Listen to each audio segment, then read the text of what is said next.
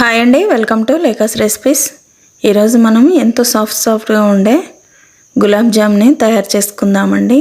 ఇది చాలా బాగుంటుంది.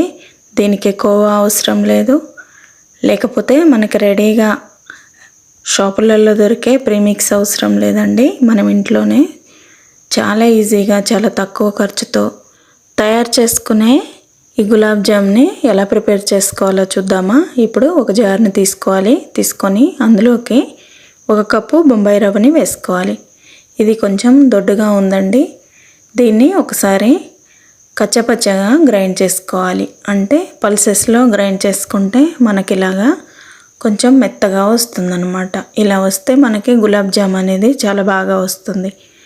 ఇప్పుడు అలా గ్రైండ్ చేసుకున్న రవ్వని ఇప్పుడు ఒక ప్యాన్లో వేసేసి ఒక 5 నిమిషాల పాటు మీడియం ఫ్లేమ్లో పెట్టుకొని రవ్వంతా కూడా బాగా ఫ్రై అయ్యే వరకు ఫ్రై చేసుకోవాలి. బాగా అంటే మరీ బ్రౌన్ కలర్ వచ్చే వరకు కాదండి, ఇలా మీకు చూపించే విధంగా ఫ్రై అవ్వాలన్నమాట. అలా ఫ్రై అయిన రవ్వని పక్కన పెట్టుకొని ఇప్పుడు ఒక ప్యాన్ తీసుకొని అందులోకి 1 టేబుల్ స్పూన్ నెయ్యి వేసేసుకొని అందులోకి 2 కప్పుల పాలను వేసుకోవాలి. కొంచెం చిక్కటి పాలే యూజ్ చేయాలండి, అప్పుడైతే మనకి గులాబ్ జామ్ అనేది చాలా బాగా వస్తుంది.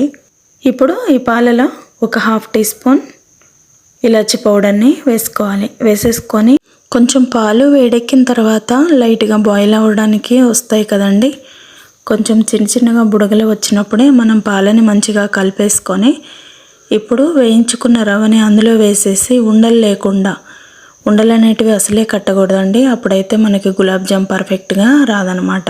అలా రాకుండా మనం ఫాస్ట్గా ఉండలు లేకుండా ఈ రవ్వని మంచిగా ముద్దలాగా దగ్గరగా అయ్యే వరకు మీరు చూసే విధంగా కలుపుకోవాలన్నమాట.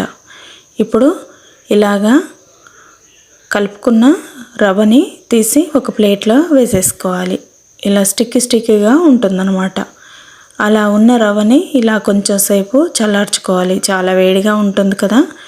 ఇది మూత పెట్టుకొని కొంచెం సేపు పక్కన పెట్టుకున్న తర్వాత ఇప్పుడు షుగర్ సిరప్ తయారు చేసుకోవడం కోసం ఒక గిన్నెని తీసుకొని అందులోకి 2.5 కప్పుల చక్కెరని వేసేసుకొని మనం ఎంతైతే చక్కెరని వేసుకున్నామో అంతే కొలతతో మనం వాటర్ని యాడ్ చేసుకోవాలి. 2.5 కప్పుల చక్కెరకి 2.5 కప్పుల వాటర్ని వేసుకోవాలి. వేసుకున్న తర్వాత ఇప్పుడు ఈ వాటర్ అన్నీ కూడా మంచిగా మరిగి కొంచెం సిరప్ అనేది లైట్గా జిగటగా అయ్యే వరకు మరిగించుకోవాలి.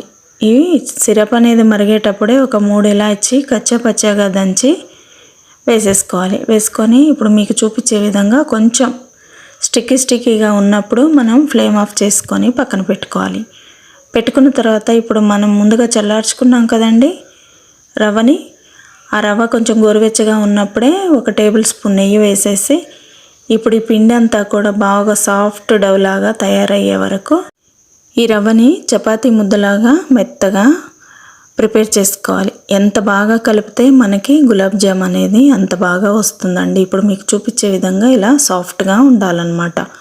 అలా ఉంటేనే మనకి గులాబ్ జామ్ చేసుకోవడానికి రౌండ్స్ అనేటివి చాలా బాగా వస్తాయి. ఇప్పుడు ఇలాగా 1 టేబుల్ స్పూన్ కానీ టీ స్పూన్ కానీ తీసుకొని దాని కొలతతో మనం రౌండ్స్ అనేటివి చేసుకుంటే అన్నీ ఒకే సమానంగా పర్ఫెక్ట్గా వస్తాయి. ఇప్పుడు వీటిని బాగా ప్రెస్ చేసి గులాబ్ జాములు ఎలా అయితే మనం ప్రిపేర్ చేసుకుంటామో అలాగే కటింగ్స్ అనేటివి రాకుండా పిండి అంతా రౌండ్గా ఉండేలాగా మీకు చూపించే విధంగా రౌండ్గా ప్రిపేర్ చేసుకోవాలి. పగుళ్ళు రాకుండా చూసుకోవాలి.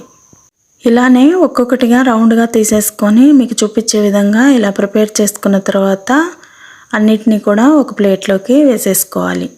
అన్నీ కూడా గోరువెచ్చగా ఉన్నప్పుడే మనం చేసేసుకోవాలండి. పిండి అనేది చల్లగా అవ్వద్దనమాట. అలా కాకుండా పగుళ్ళు అనేటివి రాకుండా ఇలా మీకు చూపించే విధంగా తయారు చేసుకొని ఒక ప్లేట్లో పెట్టుకోవాలి.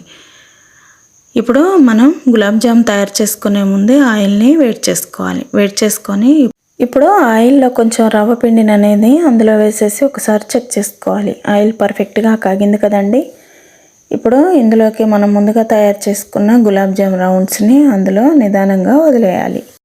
ఇప్పుడు వీటిని ఆయిల్లో వేయగానే వెంటనే స్పూన్తో కదపొద్దండి, ఎందుకంటే చితికిపోయే ఛాన్స్ ఉంటుంది. వాటి మీద ప్రెస్ చేయడం కానీ రౌండ్గా తిప్పడం కానీ అలాగా చేయకూడదు. కొంచెం లైట్గా గోల్డెన్ కలర్ రాగానే అప్పుడు మనం గరిటెతో కొంచెం కదపాలి. కానీ వేయగానే వెంటనే గరిటెతో అటు ఇటు కదపడం, ప్రెస్ చేయడం, రౌండ్గా తిప్పడం అలా చేసేస్తే ఏమవుతుందంటే మనకి గులాబ్ జామ్ అనేటివి త్వరగా చితికిపోయే ఛాన్స్ ఉంటుంది. పిండి ముక్కలు ముక్కలుగా అయిపోతుందన్నమాట. ఇప్పుడు ఇలాగా మీడియం ఫ్లేమ్లో పెట్టుకొని మీకు చూపించే విధంగా గోల్డెన్ బ్రౌన్ కలర్ వచ్చే వరకు ఫ్రై చేసుకోవాలి. ఇలా ఫ్రై చేసుకున్న వాటిని సిరప్లో మనం ముందుగా తయారు చేసుకున్నాం కదా, దాంట్లో వేసేసుకోవాలి. వేసుకొని మిగతా వాటిని కూడా అలాగే రౌండ్స్ అన్నీ వేసేసుకొని ఇలా మీకు చూపించే విధంగా ఫ్రై చేసుకోవాలి.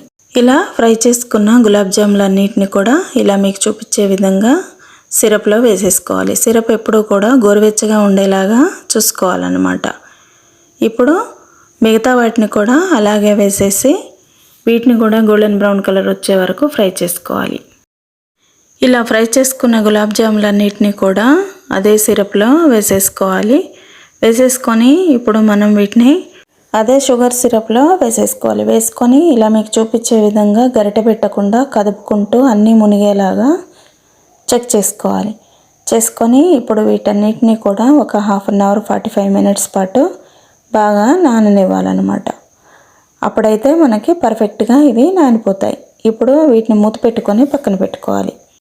ఇప్పుడు అలాగా 45 మినిట్స్ 1 అవర్ పాటు నానబెట్టుకున్న గులాబ్ జాములని మూత తీసి చూస్తే గులాబ్ జామ్ అనేది చాలా చక్కగా రెడీ అయిపోతుంది. చూసారా ఎంత సాఫ్ట్గా ఉన్నాయో, ముట్టుకుంటేనే విరిగిపోతాయి అనే విధంగా ఉన్నాయన్నమాట. ఎంతో సాఫ్ట్గా జ్యూసీగా ఉండే గులాబ్ జామ్ అనేది రెడీ అయిపోయిందండి. చూసారా ఎంత జ్యూసీగా ఉందో, నోట్లో వేసుకుంటేనే కరిగిపోతుంది.